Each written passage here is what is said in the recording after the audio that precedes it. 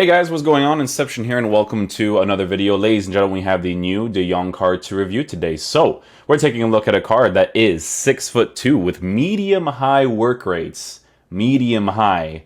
With a 3-star skill move and a 5-star weak foot capability, right? So medium-high work rates will be very interesting because I don't see him being the super aggressive type. I feel like he's gonna play like a false 9 kind of, where he's gonna be like a false 9 or like a target man oriented player where he's gonna use his height and his physical to be able to win the ball in certain areas and kind of build up the play that way. But we'll see, man. Maybe the medium-high work rates doesn't affect him too much, but I think it will, obviously. I don't expect him to be an aggressive runner, but he might still be, so we'll see, right? In regards to in-game capabilities, he does have the power header trait, of course. Look at those 2 goals he scored against Inter Milan in the Europa League final. The second one was disgusting. In regards to his in-game capabilities, he's got 88 acceleration with 95 sprint speed. Could be something that you want to improve on the card. His shooting is essentially really, really good, right? The only thing that's missing on the card is long shots, but long shots not really a big deal for me personally because I don't really take them anyways unless I have the 2 traits, which he doesn't have anyway, so it's not necessarily a big deal. But he does have 99 attacking positioning, 98 finishing, 99 shot power. All that is fantastic for base card stats. You should be able to feel that when you're taking some shots with him, especially since he has a 5-star weak foot with 99 composure as well. Passing on the card's not bad at all for a person who's going to be playing as a striker. Now, dribbling is the one thing that you definitely need to improve. So for me personally, because he is a 6'2" player, I do want to focus on his balance more than I want to focus on his agility, because I feel like you can be agile, but your height will still affect your dribbling a little bit. So if he's just like a physical / tall type of dribbler, then that's fine. As long as I can compensate well for it to get into the spaces to shoot some opportunities, then that's great. Because the chemistry style that I'm obviously going to give him, and that's the chemistry style that you guys know, well, it's one of 2 or 3 that I use in this game, and that is going to be the engine chemistry style. Again, we want to focus mostly on his balance part, right? So that's what I want to improve on the card mostly. I'm going to see if I could get some reviews done for the Bayern players when those come out as well, boys. But you can see that we're giving him a +10 for dribbling, a +10 for balance, and a +5 for agility, while he already has 99 composure, and then you're also boosting his passing capability. So he's got potential to play in the cam position, to be fair, right? We'll see. I don't think his dribbling is going to be responsive enough in the cam position, but maybe in a 2-striker formation could be really nice, right? In regards to physical, he does have 99 strength, 99 stamina. So like I said, with the medium-high work rates, I expect this card to be very decent at playing that kind of role where he's going to be like a target man / false 9 type of player. So in regards to how we are going to line up in game, I have a few ideas actually because of the way that this card may potentially play. So we're going to be using the 4-3-2-1, right? And we're going to have him playing up top in the striker position. Now, because I put false 9 on the striker, it's going to be very interesting to try out with Luuk de Jong up top. We're going to have Laurent Blanc over here. Quaresma to the side over there, and then Ruud Gullit will play on that position while Raul's to the side here. This isn't a perfectly balanced formation for the players that I have in the squad, but it's just for the review anyways. I'll also try him out in a 4-2-3-1 position, where he will be playing in the striker position by himself, right? The only instruction I have set on him is false 9, because I like false 9 on my players so I can build up the play a certain way, because sometimes I feel like the striker pushing behind or pushing the back 4 is kind of pointless in this game because they sometimes make like super irrelevant runs. So we'll try him out with the false 9 again, which may work perfectly for him because of the medium high. We'll try it out. We'll switch if anything happens in game. And then we will have him in a 4-4-2 setup where he will be playing up top in the striker position with... I'm going to put him next to Quaresma. No, I'm going to put him next to Raul. So because he's right-footed, we'll put him over here with that 5-star weak foot, and then Quaresma will play on the side with Rafa on the side as well.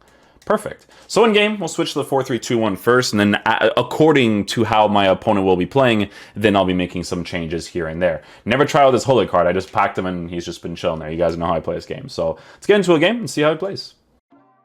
Oh, this guy has a really cool team, actually. I like this a lot. Nice. He's got Forsberg in there chilling, too. It's like a fun-oriented team. I like it. Okay, guys, so the formations, again, will depend on the way that the opponent is playing, but we'll start off with the 4-3-2-1, playing him on a false 9 type of situation. So we'll see what's up.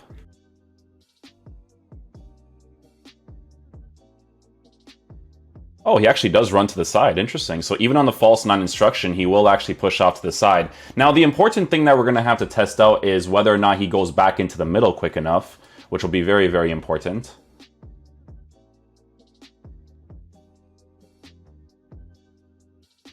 Yeah, so dribbling will be a problem with the card for sure in certain situations. Now, obviously, his balance and agility will affect the way that the card is going to perform. So I do think, personally, it's not going to be the type of card you want to use as a lone striker because of that, right? So we're going to go ahead and switch to the 4-4-2 right away because I feel like that's going to better suit the way that he's going to perform in the team and because of the way that my defense is like opening up a lot right now with the 4-3-2-1 because the types of players in the team is not really best suited for this formation.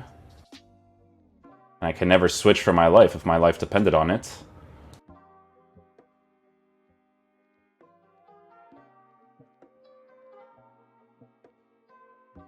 I think he'll be better suited for like a striker position where he's not on false 9. I think just playing him on bounce might be the most ideal situation for him. But we'll see.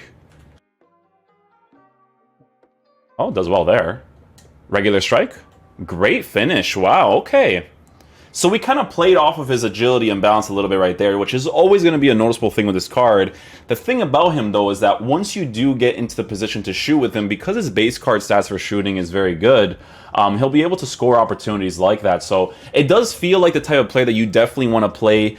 I think right now my 4-4-2, I have him on a stay central instruction and also not getting behind, stay central and come back. And you could see that he works really well off of the secondary striker, the way that we have to open up the pitch for ourselves. So not too bad so far. Definitely is a striker that you don't want to put any instructions on. Don't give him a false 9. Maybe you can give him a target man, but I think on balance he definitely plays well enough.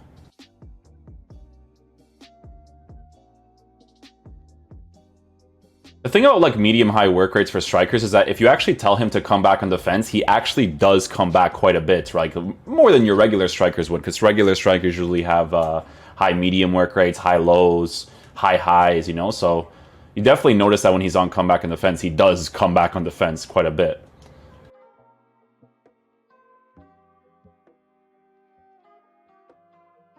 So in those situations right there, you saw how I was dribbling. So the player himself didn't really respond to my commands that well. And again, it's because of the agility and balance not necessarily being up to par. So it's something you have to kind of compensate for. Like, it's not going to feel like natural dribbling with your left stick, right? So you have to kind of compensate a little bit for that type of stuff with players like this. I feel like this 4-4-2 has false 9 on one of the strikers just because of the way that Raul is moving across the pitch. I could be wrong, but I have to go see. His shots are actually really good. He came off of a skill move right there and actually did really well. So I just want to check this. Laurent Blanc has no stamina. Didn't even realize that. Let me check this really quickly. I had a feeling, see?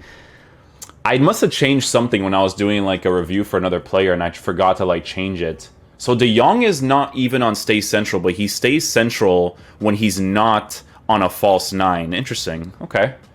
I had a feeling something was off, though, because of the way that the players are moving. Let's put them both on stay central, even though De Jong already does it anyways. Actually, because he already does it anyways, let's just take off stay central and have it just for just for Raul, but not for De Jong. Let's try that out. I had a feeling, though, man. Situations like this, if I get De Jong on the ball and I get that first time strike, I pretty much score that near post angle, I'm pretty sure. Oh, he might block it though. Yeah, he got the block there. You know why? Because in that situation right there, if he chooses to shoot with his 5-star weak foot or his strong foot, it's a good situation to score. I knew what you were going for. That's why when once he switched the foot, I was like, oh, okay, okay. You gotta fake him out a little bit, like, oh, I'll do it. No, I won't. Now I can do it, see? Right-footed. Now I can get the ball there, nice. Oh, lovely little pass right there, Adam Militao. Beautiful game we have here. Alright guys, so 2-striker formation definitely works really well. You definitely need someone that can dribble really quickly next to him, because this whole little dynamic that we have going on here with De Jong and Raul not really working that well. I do want to try him out as a lone striker this time on 4-2-3-1, but I don't want to put false 9 on him, because to be honest with you guys, the only thing that I'm really noticing with the card in regards to how he's moving on the pitch is that he's not stagnant, he's just balanced, you know what I'm saying? Like, he will actually make runs from time to time, which is interesting, because I didn't think he would do that much in the medium-high. The medium-high is only really noticeable so far when he's coming back on defense, if he has the comeback on defense instruction, but even if he doesn't on balance, he still does it, you know? So we'll go ahead and just switch to the 4-2-3-1 here.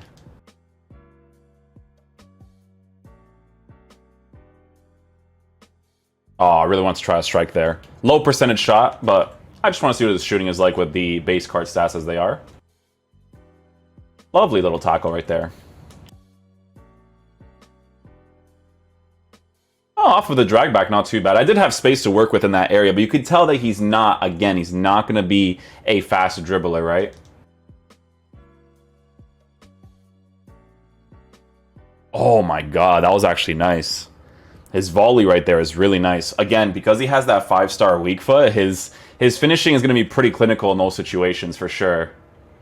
I was waiting for him to get into a situation where he can utilize that 5-star weak foot or his strong foot, and he did a really good job there.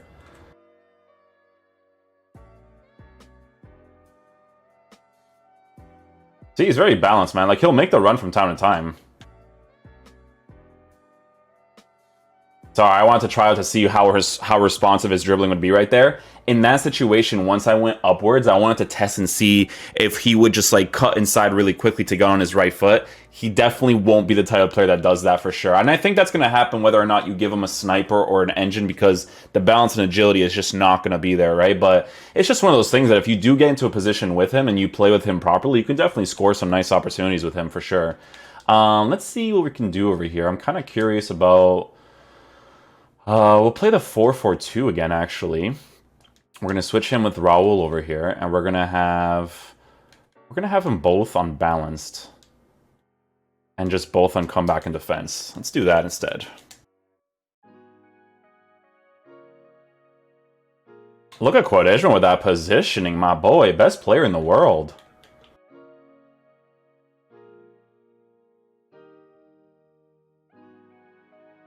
You know what's funny is, like, if you want to play like that realistic target man type instruction for this game, I feel like he'll definitely play that really well. You just can't expect to dribble too much with him. It has to be kind of like touch and go type football with this card for sure.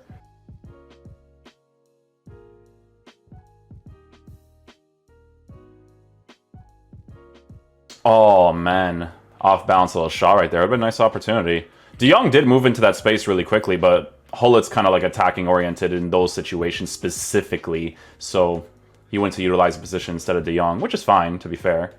Alright guys, so final verdict on this Luuk de Jong card is that if you are going to be using this card, you have to give him any chemistry style that will boost his dribbling as much as possible. So we gave him the engine chemistry style to boost the balance and the dribbling part. However, the agility being low is going to be noticeable regardless of the chemistry style that you give him, because base card stats on this card is not great for dribbling, so he's not going to feel the most responsive. However, with this card, if you do find him in a situation where you can score a really good opportunity, he'll be able to hit really good strikes. But you kind of have to play off of his strengths, right? So you could see that once I got into certain situations where it was either like a volley, right? With 99 volleys, 99 shot power, he's able to score that second goal. For the first opportunity, just from a regular strike, from a good percentage shot, he's able to score that opportunity as well because of the 99 shot power, 98 finishing. He will not be the type of card that will open up the space for you because his attacking AI is not special by any means, but it definitely feels usable. It's not terrible, right? So very, very good with the medium-high work rates. Medium-high is more noticeable when he's coming back on the defense than it is for his attacking, because he still will push forward from time to time. It's just that you shouldn't expect him to do it that often because of the fact that it's not high attacking work rates with like medium defensive or low defensive, right? So the work rates doesn't affect the card too much. It actually benefits you in the defensive areas if you tell him to come back. I wouldn't recommend putting a false 9 on him. He's definitely the type of player that plays really well on instructions that kind of focuses on his strengths, right? For instance, if you play him on a stay central target man instruction, he'll play that well. Touch and go football, right? You can't really dribble the ball too much with him. So touch the ball one time, dribble, make the pass instantly, or touch the ball one time, get into the space, shoot the ball instantly. He's that type of player, right? And with this card, I think people they give him a shout out. You know what's funny? A Shadow, I mean, a Shadow would give him the pace and then defensive capabilities. I'm like, that's not really, wouldn't make much sense, right? So a Sniper, if you give him a Sniper, you are going to boost the agility, but I'm telling you guys, you will not notice a difference with his dribbling because of his base card stats being low. So if you use the card, stay central, target man instruction, balanced instructions with nothing on it. You could put comeback and defense on it. But on a false 9, he does play a little bit odd because he doesn't really dribble that quickly, you know what I'm saying? So if you guys use the card, it's a fun-oriented card. The card doesn't cost that much. It's an 86, 84 rated team for 96k. It's a concept card to try out, right? So hopefully you guys enjoyed this video. I'll catch you guys for the next one. Peace out, dudes. Love you guys.